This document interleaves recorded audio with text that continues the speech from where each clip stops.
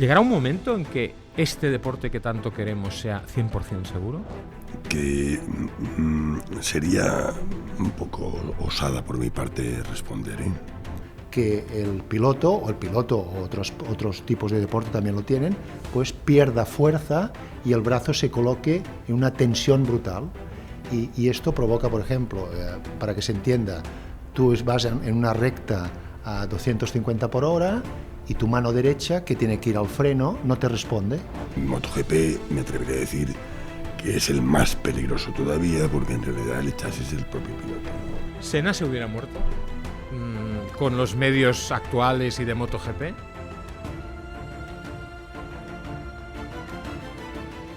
Hace muchos años el mundo del celuloide nos regaló una película fantástica. Se titulaba ¿Qué me pasa, doctor? Creo recordar que era de Peter Sellers y Barbara Streisand, a lo mejor me equivoco.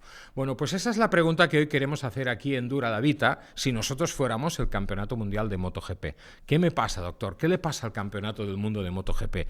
Y para ello hemos traído aquí a los mejores que cruzan los dos mundos, MotoGP y medicina en este caso. No vais a encontrar nadie mejor en este ámbito que las dos personas que nos acompañan, que relacionan las motos con la medicina. Y aquí les tenemos el doctor Ángel Charte, internista, director médico de MotoGP. Muchísimas gracias por acompañarnos. Gracias. El doctor Xavier Mir, traumatólogo, especialista en lesiones de pilotos. Podríamos decir de alguna manera que el doctor Charte es quien ayuda a los pilotos cuando tienen un percance en la pista y el doctor Mir es quien les ayuda luego cuando tienen que pasar por el quirófano en su recuperación.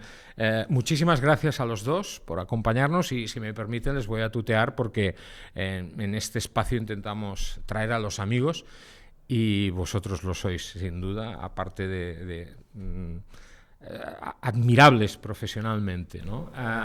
Ángel, el tuyo es el cogote más famoso de MotoGP, ¿eh? Os he presentado y voy a hacer la primera pregunta alfabéticamente porque Ángel Charte es esa persona que viaja en el coche de seguridad justo cuando se da la salida a un gran premio. ¿Qué se piensa en este momento? Gracias por acompañarnos. En primer lugar, gracias por invitarme o invitarnos a los dos. Bueno, se piensan muchas cosas, ¿no? La verdad es que el coche que va detrás de los pilotos en la primera vuelta es un coche médico que está totalmente instrumentalizado como una unidad de cuidados intensivos y que somos capaces de actuar en cualquier momento ante cualquier situación y en cualquier tipo de patología que haya, tanto cerebral como torácica, como abdominal, vascular o ósea. Hombre, la verdad es que después de los años se piensan muchas cosas, ¿no? Y yo siempre digo lo mismo cuando me preguntan, ¿usted qué desea que pase en esta carrera? Pues lo mismo que cuando empieza, nada. Si cuando acaba como empieza, yo soy el hombre más feliz del mundo. Por la cabeza te pasan muchas cosas. Ten en cuenta que el mundo del motor y de MotoGP es un mundo muy atrayente, es un mundo de mucha adrenalina, es un mundo en que evidentemente hay momentos difíciles y sobre todo no es como la puerta de un hospital, que es cuando uno entra ya más o menos hay un triaje y sabes lo que te vas a encontrar, ¿no? Aquí no sabes qué vas a encontrar cuando uno se cae y se cae de forma grave. Entonces te pasan muchas cosas. Tranquilidad absoluta, siempre en tensión, pero muy tranquilo y templado. Y luego como yo ya soy talludito, a mí ya pocas cosas me asustan. Doctor Mir, tu despacho es un poco un santuario de recuerdos de esportistas que han pasado, nunca mejor dicho, por tus manos. Y allí hay recuerdos de deportistas de deportes muy diferentes, muy distintos. ¿El piloto es un ser distinto, el piloto de élite, a los otros deportistas? Quizás sí. Acércate un poquitín al micro. Sí, quizás sí. Bueno, los deportistas en general profesionales tienen un estigma especial, ¿no? Pero quizás sí los pilotos, primero, porque se trata de un deporte individual, no es un deporte colectivo. Entonces tú, si eres un jugador de fútbol y tienes una lesión, posiblemente tendrás un sustituto fácilmente. pero en un campeón del mundo, en un deporte individual, difícilmente. Segundo, tienen un deporte que se están jugando la vida. No es un deporte como el baloncesto o otros deportes que, con total respeto, son totalmente importantes, pero... Y luego tienen una capacidad de recuperación que yo creo que todo el mundo te pregunta, oiga, ¿por qué yo tengo esta lesión y me recupero mucho más tarde que otro piloto que se operó hace 4 meses?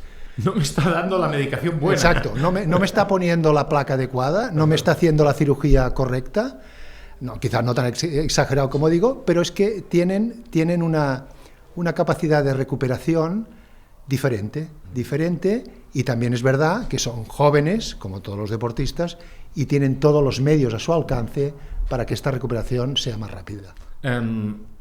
¿Tú eres padre? Ángel, ¿tú tienes hijos? Sí, tengo hijos y nietos. Y nietos, muy bien.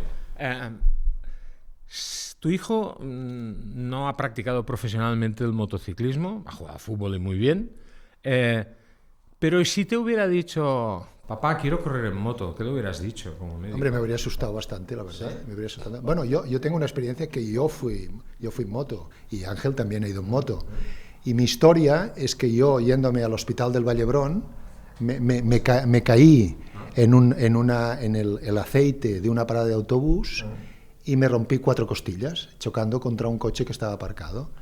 Y a partir de aquí vi que quizá mi profesión, yo ya tenía un hijo pequeño, mi profesión me empezaba a hacer pensar que no tenía que correr este riesgo. Realmente mis hijos no han tenido ni moto después, pero no porque yo no les dejara, sino por suerte no me la han pedido. No te la han pedido. Ángel, ¿y tú? Yo siempre fui en moto. Yo hasta hace 6 años siempre tuve caguas y ahora me he vuelto jarlero, con lo cual... Va a ser una Harley, ¿de verdad? Voy con una Harley, no te veo. Soft Slim de la guerra de Vietnam, y estoy encantado de ser jarlero. El otro día estuve en Tailandia con el presidente de Harley Singapur, que es el presidente de Asia, y tuvimos una conversación muy agradable a raíz de que ahora parece ser que va a haber un campeonato del mundo de Harley Davidson que hay ahora. Las Baggers famosas. Que lo va a hacer nuestro querido tertuliano Rubén Shaw. Exactamente. Con lo cual yo ahora me he vuelto jarlero, tranquilo, me gusta ver el cielo, la playa y las carreteras a 50 por hora. Pero cuando vamos a las carreras, en el pase de cualquier carrera, MotoGP, Fórmula 1, rallies, hay una frase en el reverso al final que pone Motorsports is dangerous. ¿Sí? Hombre, pues a mí ahora me pillas en pelotas porque no he leído esa frase, ¿no? La tienes en tu pase. Bueno, mira, me fijaré ahora cuando vaya a Argentina. Hombre, vamos a ver, el mundo del motor es quizá, yo no sé, yo creo que el doctor Mir está de acuerdo conmigo, incluso tú también, de los deportes de más alto riesgo, y eso es evidente. Es decir, y MotoGP me atrevería a decir que es el más peligroso todavía, porque en realidad el chasis es el propio piloto, ¿no? Quizá la Fórmula 1, que van más recubiertos, encajonados, van en aquellos cubículos que entran o que se extraen con grúa en un momento determinado. Es decir, yo creo que el mundo del motor yo pienso que el mundo del motor es un mundo muy bonito y un mundo para mí excepcional, donde hay gente maravillosa y grandes profesionales. Yo todavía no he conocido en 15 años que llevo aquí ningún loco de la moto. He conocido gente más habilidosa y menos habilidosa, que arriesga más o arriesga menos.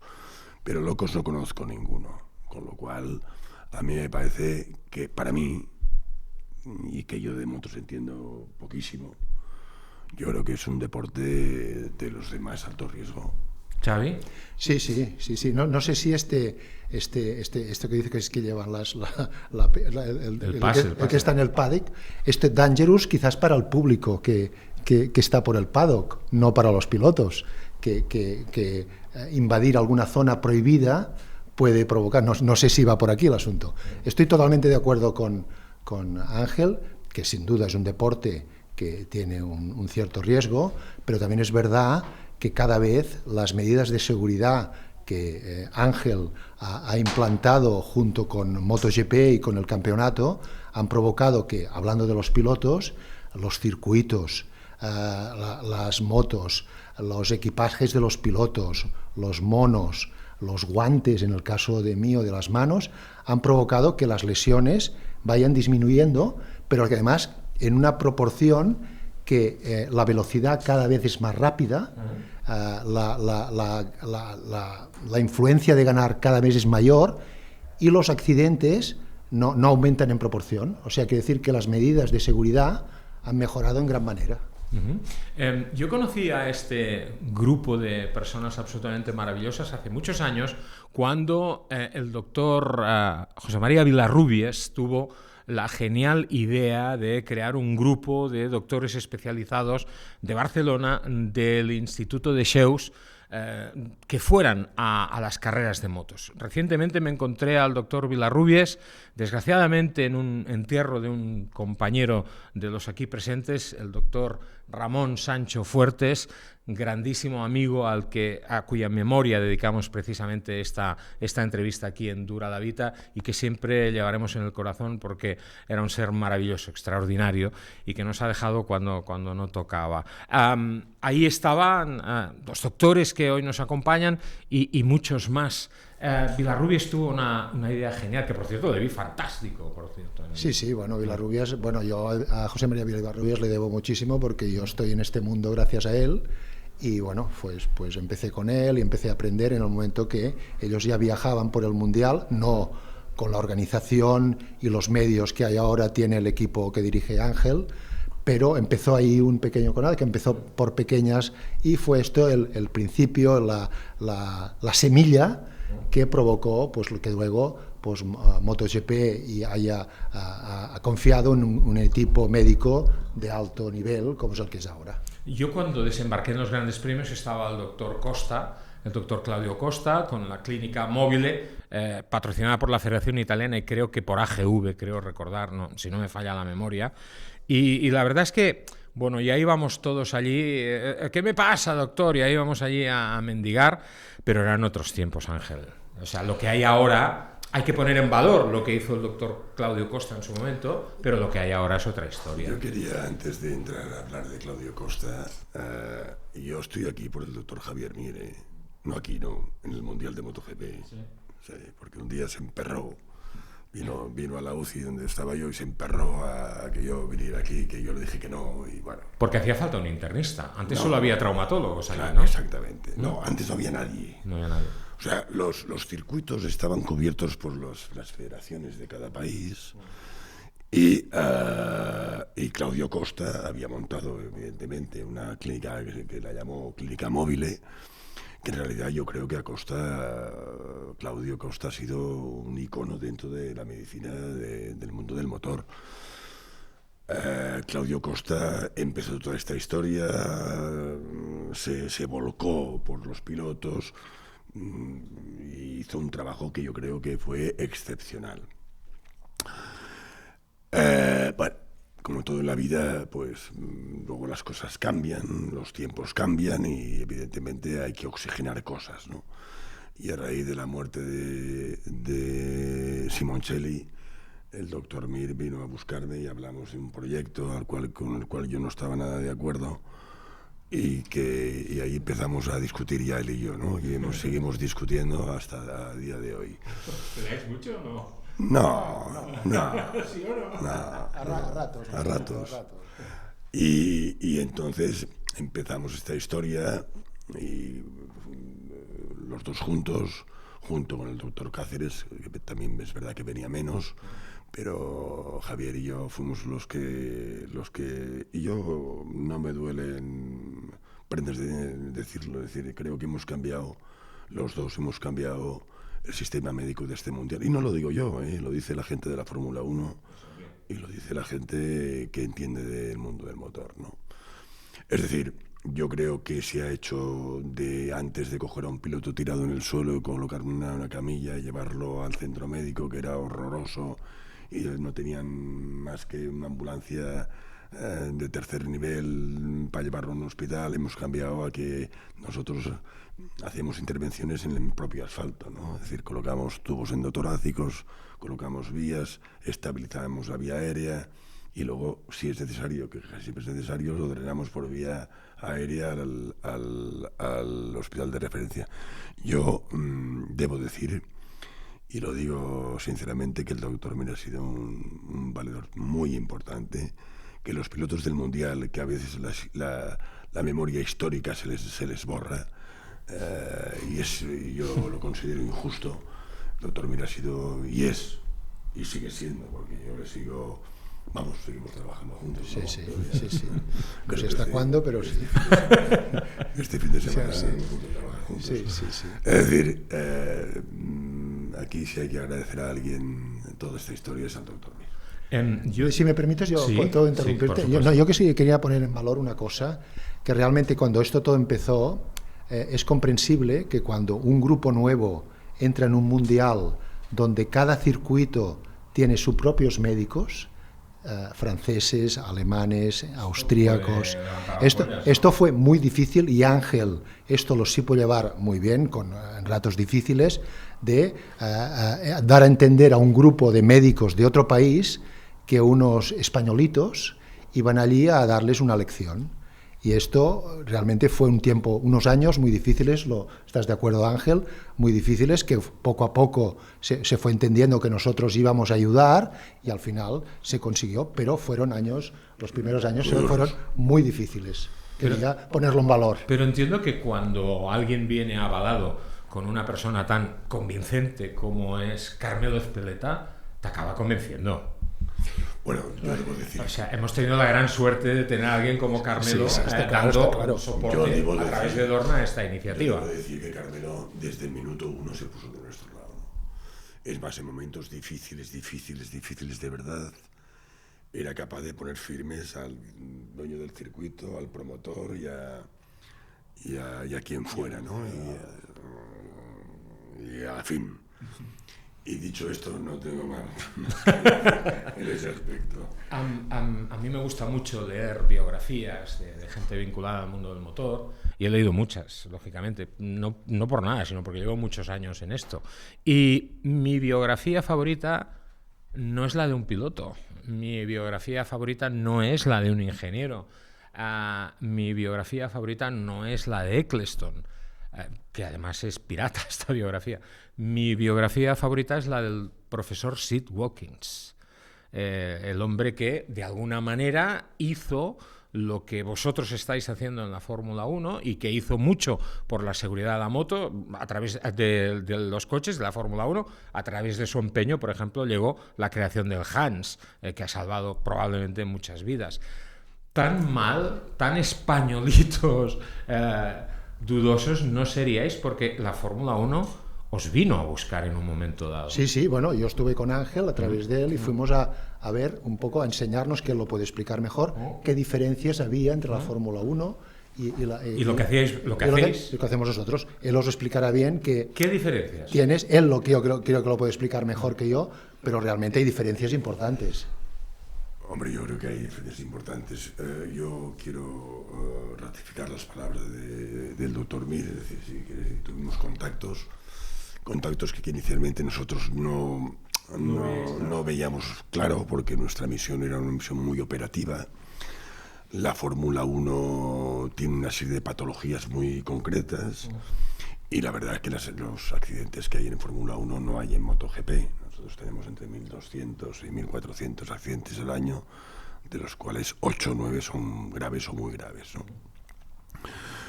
Sí que es cierto que existen muchas diferencias. Por ejemplo, yo una de las pegas que veo más importantes en mi mundo, en la parte mía de intensivos, es poder intubar dentro de un habitáculo que hay que sacarlo con una grúa.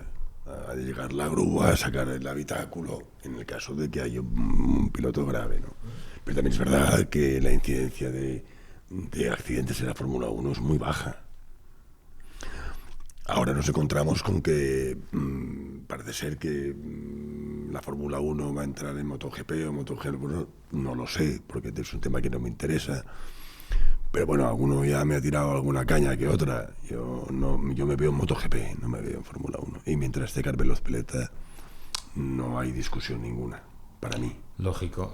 Pero tan diferente es, de verdad. Yo creo que hay muchas diferencias, fundamentalmente porque un accidente grave de Fórmula 1 creo que puede conllevar a un desastre en cuanto a nivel vital y difícil de poder actuar encima del aparato. En cambio, un accidente en MotoGP tiene mucha más amplitud de drenaje y tú puedes trabajar directamente en el momento. Es decir, a mí intubar a un piloto me cuesta 30 segundos, 45 segundos.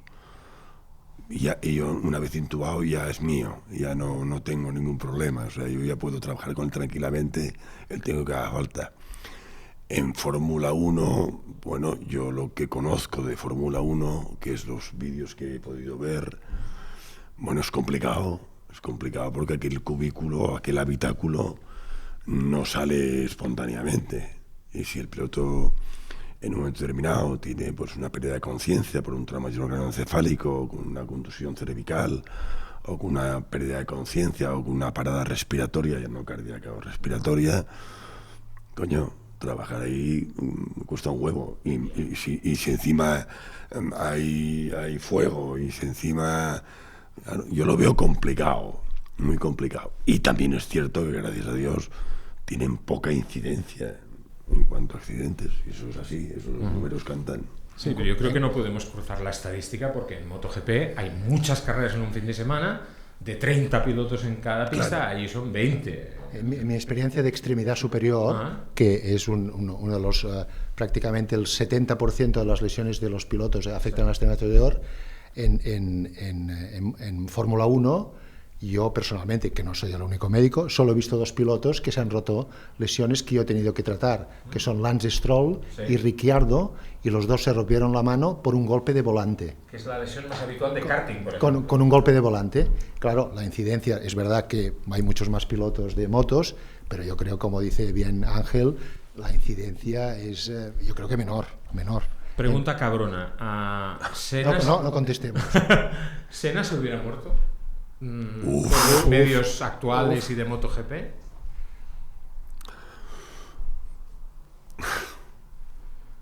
Es una pregunta que sería un poco osada por mi parte responder, ¿eh? En primer lugar, porque yo lo que he visto de Senna ha sido un vídeo. Yo no estuve ahí, no sé si estaba Robertson, el médico de Fórmula 1. Watkins. Watkins le atendió en la pista y Watkins la noche antes le dijo, si no lo tienes claro, no corras. Es difícil. Mira, hace muy poco yo hablaba con el padre Simoncelli, me preguntaba que si yo hubiera estado ahí, esto si hubiera salido adelante. Yo le dije que no. Yo no me atreví. Esa es una pregunta que había pensado y que yo no me atreví a haceros. Mira, en medicina intensiva lo primero que has de hacer es encontrarte con el problema, ¿no? Y la medicina intensiva en realidad son 4 letras, A, B, C y D. Cumpliendo estas 4 letras, y son 4 reglas que tú puedes acoplar, la vida del piloto está salvada. Insisto, salvada. Otra cosa es luego que las lesiones que tenga sean compatibles con la vida. Esta es otra película distinta, ¿no? Luis Salom, Dupasquier salieron vivos. A una máquina, pero vivos, estables, bien, hemodinámicamente estables. Claro, cuando llegamos al hospital se hicieron las pruebas pertinentes de TACs y de resonancias, pues las lesiones que tenían eran no graves, no, gravísimas e incompatibles con la vida. Yo lo de la Fórmula 1 no lo sé, no me atrevo a...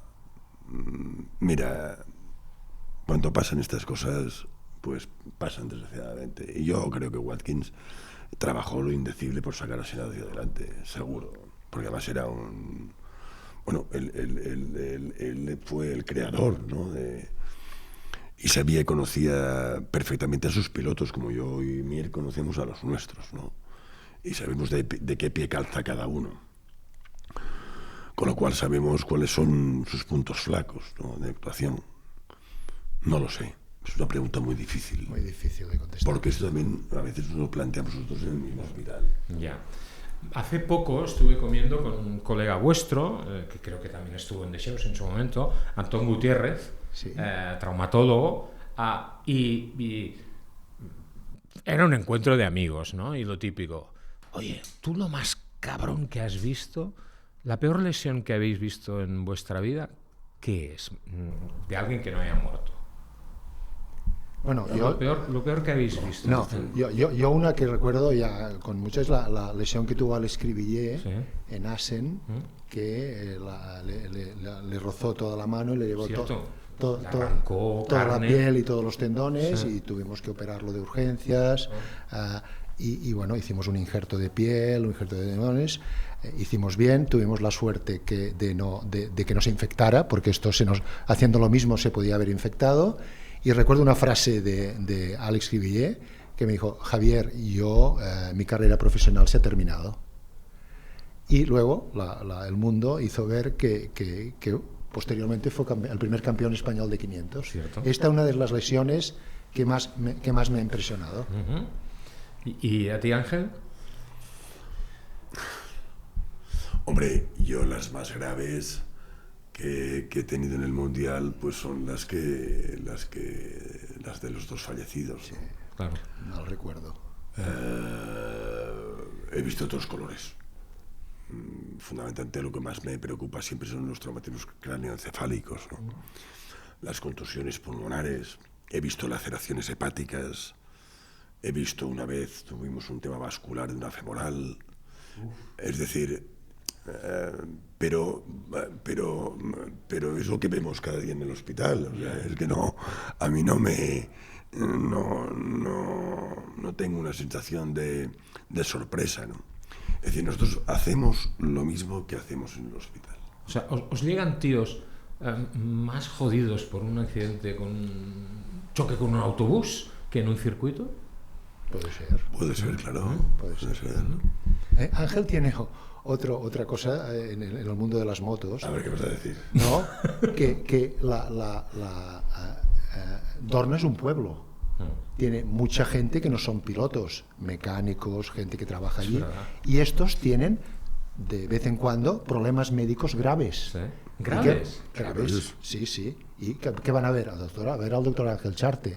Entonces él tiene que moverse para ir a un hospital y tal. Pero decir que a mí me pueden venir porque se han torcido el tobillo. Pero esto, es verdad, es una cosa que hay que también, repito, poner en valor, que él tiene un trabajo cotidiano, que a veces es incluso por la noche, de atender a gente del mundo del paddock, de trabajadores por de allí. accidentes laborales de allí. O por un infarto, o por cosas de este tipo, graves, importantes. ¿Es verdad o no? Sí, bueno, es que son mucha gente. Son mucha gente que viaja, es un pueblo. Un pueblo que se desplaza, ¿no? Sí. Y a veces en condiciones distintas a las habituales, con lo que entiendo que esto puede generar algunas patologías. Algunas de ellas graves. Muy graves. Y tienes muchas historias de esto. Y algún palmera. Tú te hablabas de una película. ¿Te acuerdas tú de la película de los años 50 que era de un circo que viajaba con un tren? No me acuerdo. Pues yo no estaba. No sé si era de Gregory Peck o de uno de estos así, de un matado de estos. Pues somos eso. Viajamos constantemente siempre los mismos. Entonces, claro, en el fondo, ya no solo los pilotos, porque en el fondo los médicos, que yo no quisiera que nadie se ofendiera, es un poco como los curas, ¿no? Que todo el mundo le va a contar sus películas, sus historias. Pues eso es lo mismo. La gente tiene ansiedades, los pilotos son jóvenes, muchas veces viajan sin sus familias y recurren pues al médico, ¿no? No, y luego hay otra gente del paddock, que aunque no está en mi contrato, Sí, bueno, pero por humanidad, por ¿no? humanidad. Por humanidad os atienden. Pues Bueno, yo tengo que confesar que yo no soy muy de ir a contar cosas a los curas. En cambio, sí que os vengo a contar cosas a los médicos, pero si pudiera escoger, preferiría ir a contárselas a los curas que a vosotros, ¿eh? Porque también tengo más confianza en vosotros que en los curas, ¿eh? Los curas tienen su morbo, ¿eh? Tienen su morbo. Eso podría hacer muchas lecturas, ¿eh? No sé si todas, no sé si todas buenas. Haz las que quieras. No sé si todas buenas. Has hablado de algo que me interesa muchísimo. Mira, yo vi, desgraciadamente también he visto morir gente en la pista, más antes, afortunadamente, que ahora. Yo vi morir a Iván Palacese. Me acuerdo en Alemania, y ese piloto murió por una negligencia. Se tragó la lengua en la pista, delante nuestro, en la recta principal del circuito. Esto hoy no pasaría. Esto hoy no pasaría. Porque estáis mucho más preparados, todos los circuitos están mejor preparados también, pero estoy convencido que aquella vida se hubiera salvado en la actualidad. Y se hubiera salvado también por esa evolución que tú has comentado de la parte técnica, en cuanto a la indumentaria del piloto. ¿Ha cambiado la patología con la evolución de la técnica de la indumentaria? ¿Las lesiones son distintas de hace unos años? Bueno, con Ángel también hemos vivido cosas, por ejemplo, del famoso airbag. Sí. El famoso airbag, que ahora se ha ido mejorando, pero que al principio tuvimos sensación que incluso provocaba más lesiones. ¿Te acuerdas de esto? Ha ido mejorando, los guantes han ido mejorando. Pasa que los guantes tienen un problema importante, que los pilotos necesitan mucha elasticidad y si les pones muchas protecciones no se encuentran cómodos. Y entonces, el desarrollo de los guantes ha podido mejorar un poco en la protección, pero tiene que dejar permanecer la sensibilidad y otra cosa que ha mejorado mucho es ya no el tema de la indumentaria, sino los medios que tienen los equipos de acción inmediata cuando llegan al medio de la pista. Esto sí, que una cosa también importante que me gustaría que explicara es que en esta época que era difícil de contacto con los equipos médicos, él montó un taller que enseñaba a intubar. Explícalo tú, esto porque es interesante. Cuéntanoslo. No, esto lo ha vivido el doctor Mir. Es decir, y yo creo, antes de entrar en este tema, que Mir hizo un estudio con Alpinestar muy interesante, que a día de hoy se lo han vuelto a pedir, a día de hoy, sobre airbag y sobre la protección de tren superior. Pero entiendo que los beneficios del airbag son superiores a las complicaciones que puedan derivarse de ellos, ¿no? Lo digo en el sentido de que es muy difícil esto. Es muy difícil tener una protección que te proteja y no tenga algún riesgo. Exacto. ¿no? Bueno, algún riesgo tendrá seguro. Algún riesgo colateral, Sí, ¿no? sí. Nosotros cuando llegamos allí, llevamos nuestro equipo. Nosotros cuando hablamos con Carmelo Ezpeleta y Dorna exigimos una serie de garantías. No garantías económicas, sino garantías médicas. Si no, no aceptábamos el proyecto. Esas garantías pasaban porque nosotros llevamos nuestro equipo, y así fue. Durante un par o tres de años llevamos nuestro equipo humano. De médicos y de enfermeros especialistas en politraumáticos. Y reanimadores, ¿no? Exacto. Esos eran colocados en los coches estratégicos, como antes había comentado, y luego estaba yo. El doctor Mir fiscalizaba todo el tipo de lesiones dentro del contexto del centro médico o de los boxes, hasta que esto un día se acabó, porque las denuncias que teníamos de los países, como antes de comentar el doctor Mir, de los celos, hablaba Mir de los españolitos. Bueno, pues yo debo decir que ya soy talludito, que dudo mucho de la eficacia de muchos centros médicos y de muchos médicos de antes, no de ahora, en el Mundial de MotoGP. De países que tenían una fama. Y que luego nada. Recuerdo un país que es la leche, que cuando llegamos nos dijeron, no, topa ustedes, nosotros no queremos nada, ¿te acuerdas? Bien, dicho esto, luego estuvimos obligados, entonces yo fui y escogí de cada país hice una selección de médicos con una serie de... Exactamente.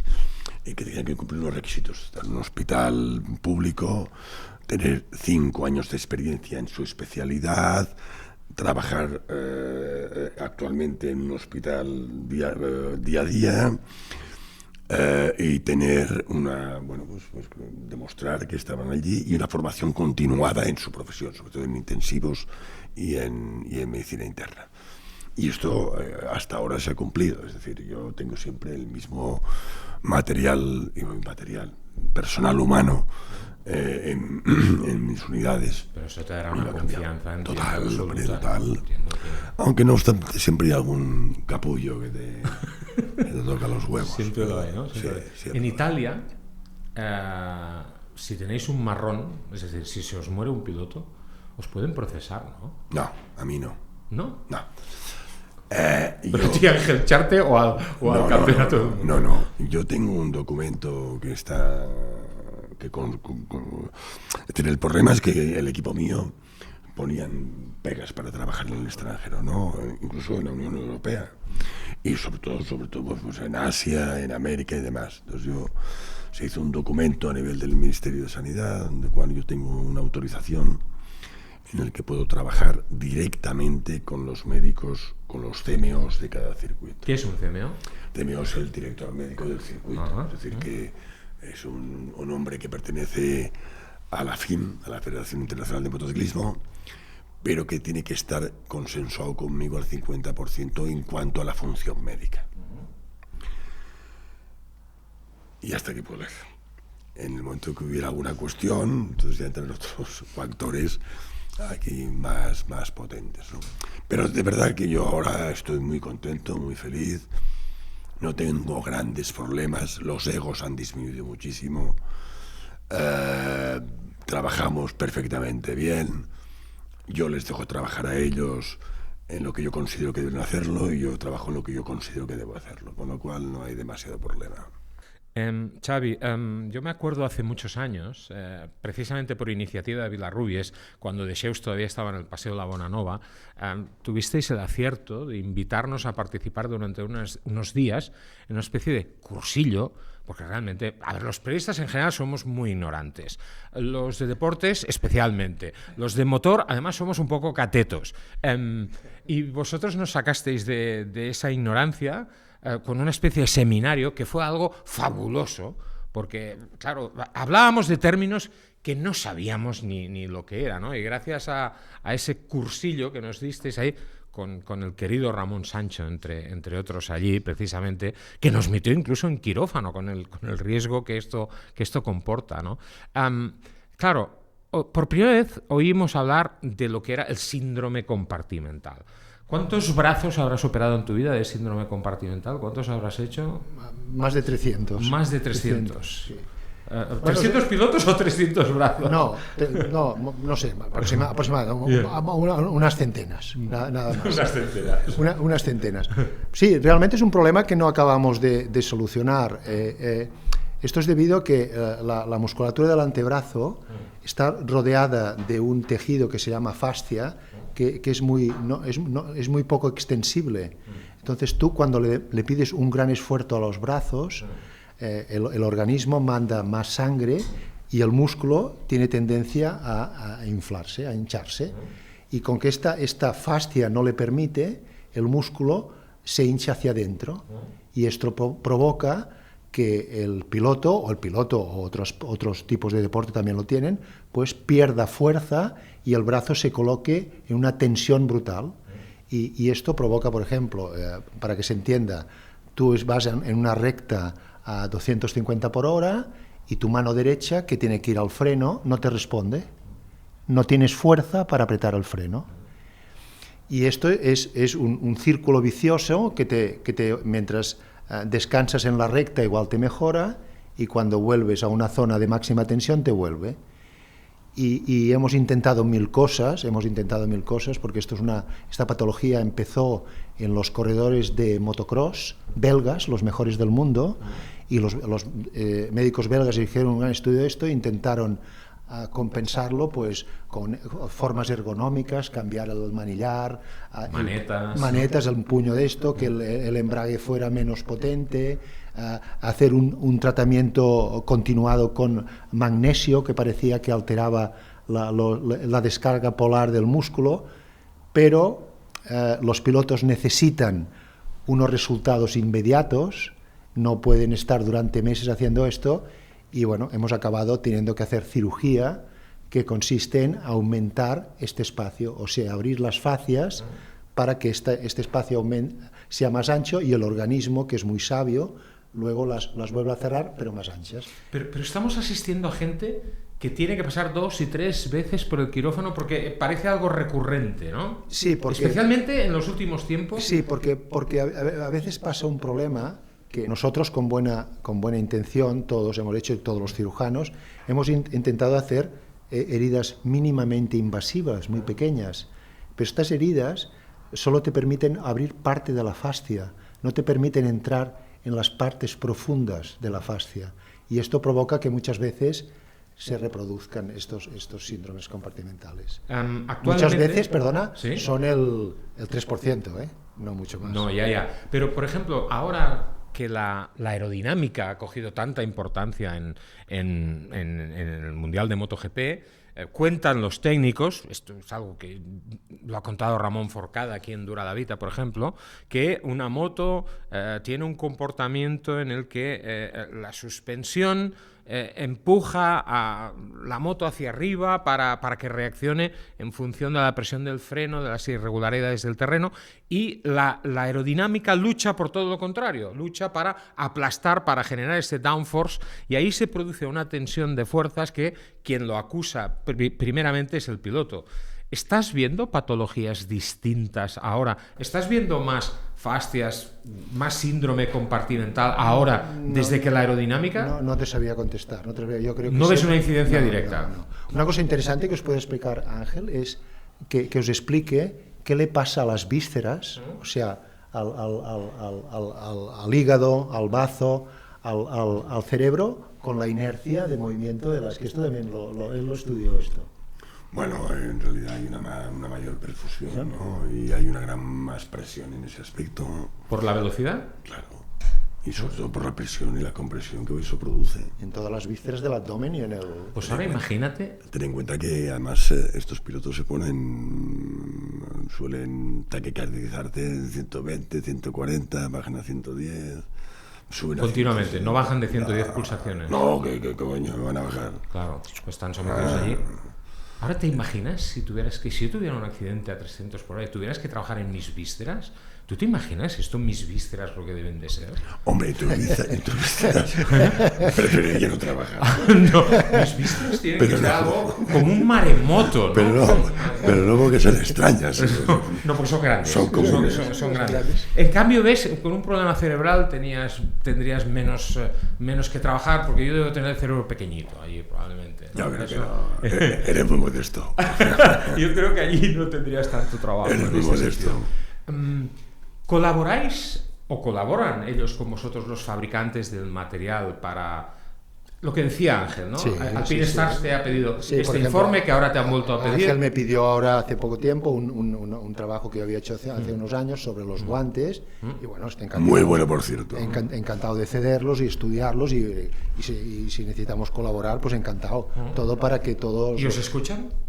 Bueno, a veces sí, otras no tanto, pero bueno, hay seguramente también hay unos intereses económicos y todo esto que están ahí. Claro. ¿Y esto luego tiene una aplicación, por ejemplo, para los que vamos en moto por la calle, por ejemplo? O sea, claro, está claro que el airbag nace de la competición, el airbag de moto, me refiero, y que luego ahora, pues bueno, hay gente que lo usan para circular con su moto de calle. Otra cosa de lo que hemos hablado y que también Ángel es muy experto, es de los cascos. Claro. Del diseño y de la forma de los cascos y todo esto, que esto sí que es otro ¿Cómo tema. ha cambiado esto, Ángel? Ha cambiado muchísimo, hombre. Ahora la estructura es mucho. De entrada, el peso. El peso ha cambiado muchísimo, la elasticidad que tiene y la dureza es tremenda. Cuando hay un traumatismo craneoencefálico, lo primero que me traen, aparte del piloto, tal cual, ¿es el casco para que lo veas? Es el casco para que lo ¿Te veas. aporta información? Sí. Hoy en día los cascos son muy potentes, aíslan muchísimo. Es algo que se ha mejorado muchísimo, Javier. Es decir, aunque nos demos la razón, no nos llevamos bien, pero nos damos la razón porque, Seguro. porque es verdad. Es decir, el trabajo que hice el Coral Pinestar, que yo recuerdo que me cabré un día y lo dejé tirado allí en la oficina porque... ¿A Xavi? Sí. ¿Le dejaste tirado? Pero no por él, sino No por Alpinestar, sino... No recuerdes cosas. pero hizo un trabajo excepcional. Ese. Pero, a ver, yo entiendo, y lo digo con todo el respeto y desde la absoluta ignorancia, yo entiendo que un trabajo de traumatólogo es un trabajo más bien mecánico, sin que eso comporte una...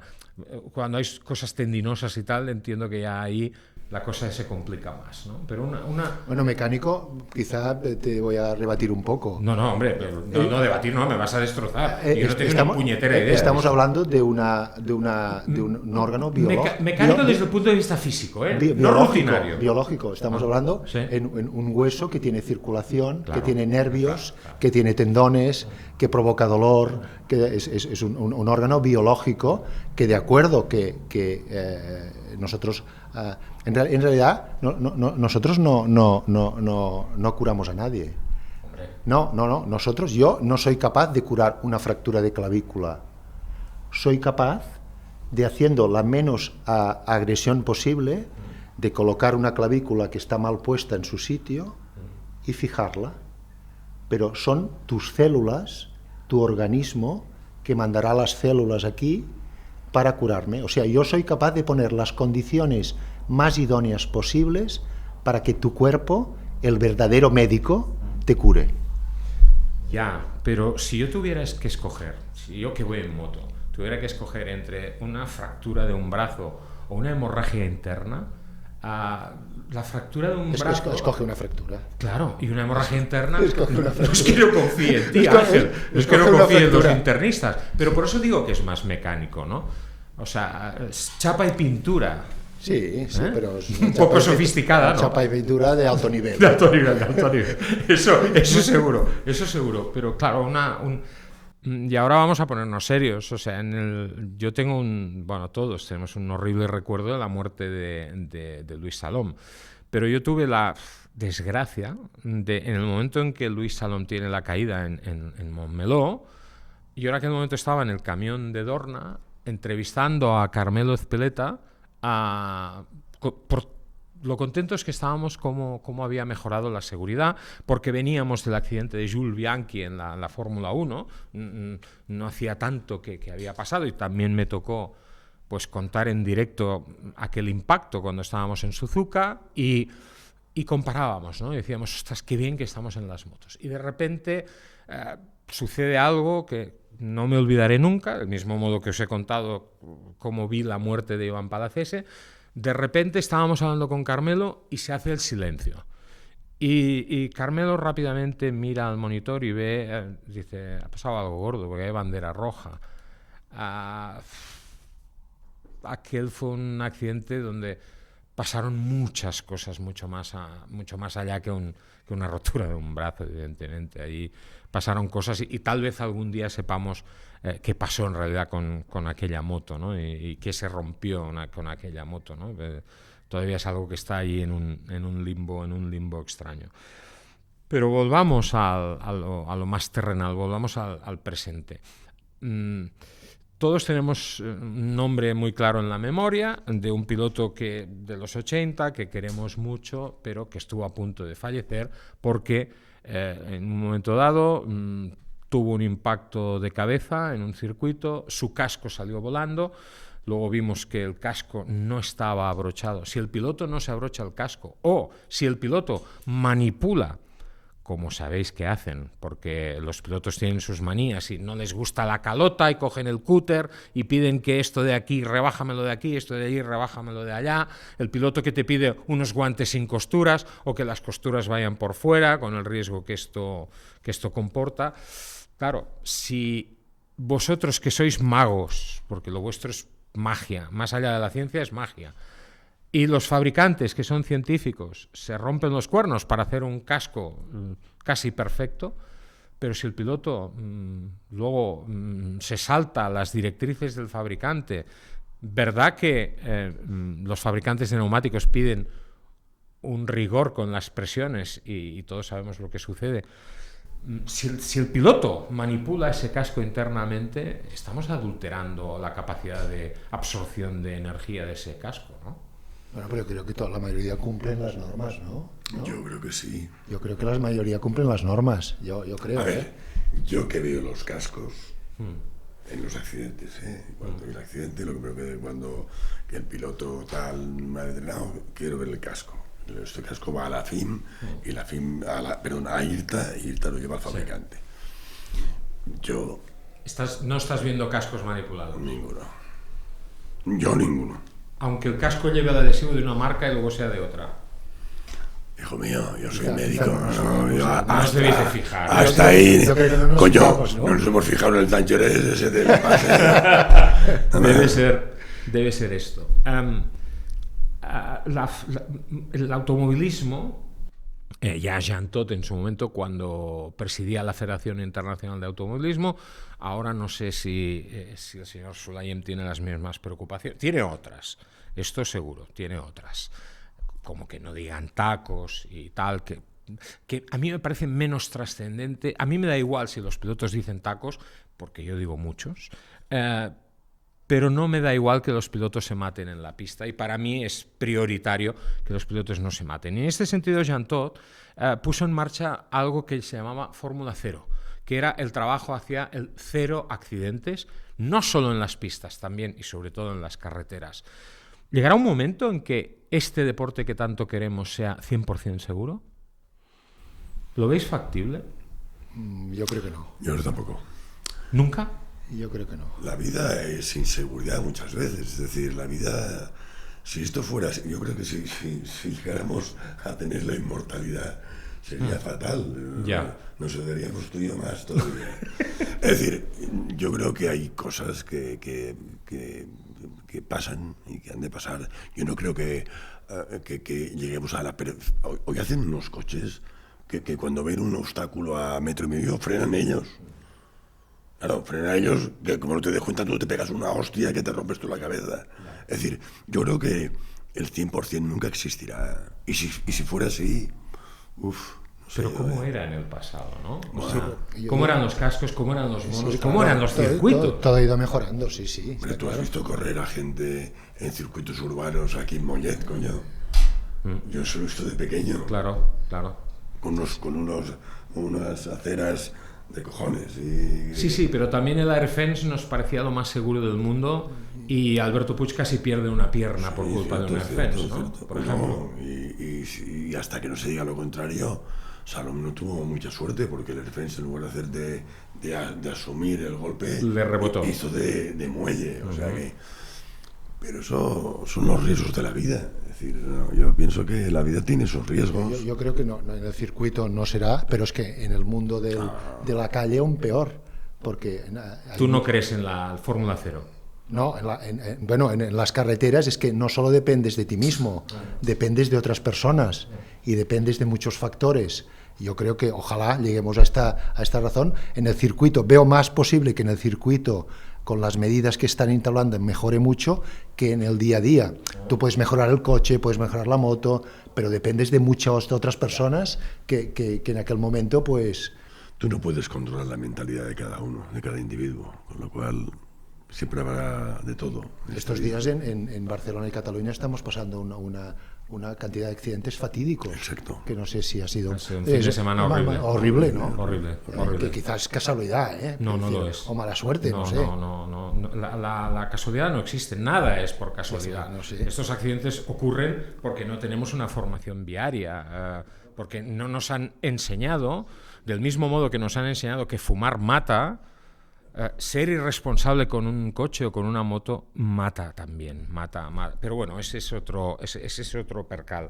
Este es un deporte pues que desgraciadamente contiene el riesgo en su ecuación, y en el riesgo está el riesgo extremo que nos lleva a la muerte.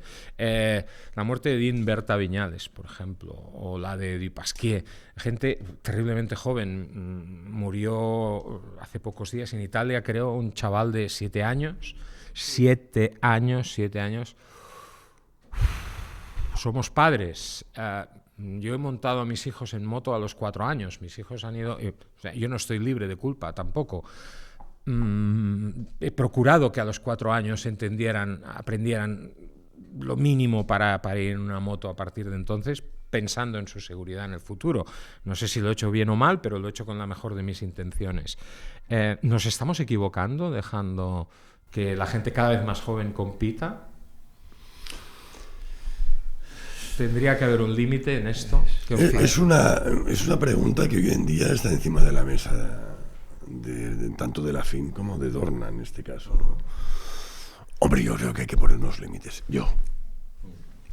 No es lo mismo un piloto de 18 o 20 años que tiene una experiencia de años dilatada en Campeonato de España o campeonatos regionales o campeonatos de Europa o otras categorías, que no un niño de 14 años o 13 años, ¿no? Y yo pienso que hay que poner un límite. Hay que poner un límite. Y que en realidad está a puesto. ¿Estás de acuerdo? Yo estoy de acuerdo que hay que poner un límite. Hay que poner un límite. También es verdad que, claro, la gente joven ve que los pilotos que son campeones del mundo empezaron a ir en moto en 8 años, 9 años, y esto crea una cultura. Y como antes empieces, mejor vas a ser más adelante, pero yo creo que hay que poner un límite. Yo creo que una de las broncas más bestias que me han echado en mi vida fue cuando uno de mis hijos empezó a correr en kart, tenía 11 años, y me vino un preparador de competición y me metió un chorreo, pero de 3 pares de cojones. ¿Pero cómo nos traes a tu hijo tan tarde? ¿Qué quieres que hagamos con un chaval de 11 años ahora? Y yo me fui a casa jodido y luego pensé, hombre... ¿le has dado de comer? Sí. ¿Le has vestido? Sí. ¿Lo has escolarizado? Sí. Hombre, sí, le he llevado tarde a correr en kart a los 11 años, no a los 40, a los 11. Tan mal padre no debo ser, ¿no? O sea, pero en el primer momento me sentí mal, porque dije, ¿por qué me tengo que comer este sapo, esta bronca, ¿no? Pero ¿el piloto es un ser de otra pasta? Bueno, no lo sé. ¿Tú lo ves distinto, por ejemplo, a un deportista de otra especialidad? No sé, Ángel, ¿tú cómo lo ves? Hombre, yo digo porque, claro, llegan al taller de Xavi Mir y dicen, oiga, que yo mañana quiero correr. Sí, pero... Yo la experiencia mía en MotoGP es que no es que sean de otra pasta, pues son iguales de humanos que tú y que yo, que tus hijos o los míos, ¿no? Los de Javier. Pero sí que es verdad que tienen un carácter distinto, son gente que vienen ya muy formada, han pasado por muchos trances, por lesiones importantes en categorías inferiores, y la verdad que a los pilotos, estos hablan de gladiadores, estas cosas tan cinematográficas, yo creo que son tíos con un carácter distinto, con una personalidad distinta, con una forma de hacer distinta, con sus manías, con ese control y esta gestión del miedo. Yo creo que son tíos que son diferentes. Se recuperan distinto. Sí, bueno, es lo que decíamos antes. Bueno, a ver, tienen ganas de curarse, este es un punto básico. Segundo, son jóvenes. Tercero, tienen todos los medios para curarse lo antes posible. Tienen un fisioterapeuta cada día, tienen un control de su alimentación, tienen un control, y eso acorta los plazos, y además tienen esta ansiedad de curarse, que a veces estamos pisando todos la línea roja. Empezando por el propio piloto. Exacto. Porque a veces hemos visto cómo pues han pasado historias de pilotos que parecía que estaban en un proceso de recuperación reconocible, pero sin embargo tal vez hicieron cosas que no correspondían y que luego pues ha mandado vuestro trabajo al cuerno. Sí, es verdad. Y quizá nosotros tampoco les hemos sabido transmitir la necesidad de esperar un poco más. Ajá. Pero locos en las motos, yo he conocido pocos, ¿eh? Eso de que un piloto está loco, si un piloto está loco dura una curva. Sí. Yo no he conocido ninguno. No por eso te digo. Tienen otra mentalidad, pero no están locos. He conocido más locos en la sala de prensa, por ejemplo. Allí hay bastantes, somos bastantes los que de los hombros para arriba tenemos poca cosa, pero entre los pilotos... Yo no conozco ninguno. He conocido tíos más agresivos y menos agresivos, tíos más hábiles y menos hábiles, tíos que querían llegar y no llegan, Pero yo no he conocido en estos 15 años ningún loco del motor. Vamos, es que no correría. Tampoco. La verdad es que para ser un gran campeón tienes que arriesgar un poco, eso está claro, porque si no, no lo serás, pero locos no he conocido a ninguno. Y cuando hablas con ellos tienen su sensación, ¿eh? ¿Qué es peor? Operar, por ejemplo, a un influencer que te la puede liar parda, operar a un influencer o operar a un piloto famoso si la cosa no sale bien. Pero yo no puedo contestar porque influencer me parece que no he operado a ninguno. No has operado a ningún influencer, ¿no? Y bueno, no sé, es difícil yo como no opero. Tú no operas, es verdad. Comentarios no, bueno, cuando unas cosas a lo mejor no va bien, pues todo el mundo está un poco así, o se retarda un poco más de la cuenta, es así, el tema es así. También hay una frase muy conocida del doctor Vilarrubias, que me enseñó a mí de pequeño, que cuando operas a un piloto profesional tienes que sacar un 10. Esa es la pregunta. Un 9,5 no vale. Y para una persona del mundo normal, un 9 es un resultado fantástico.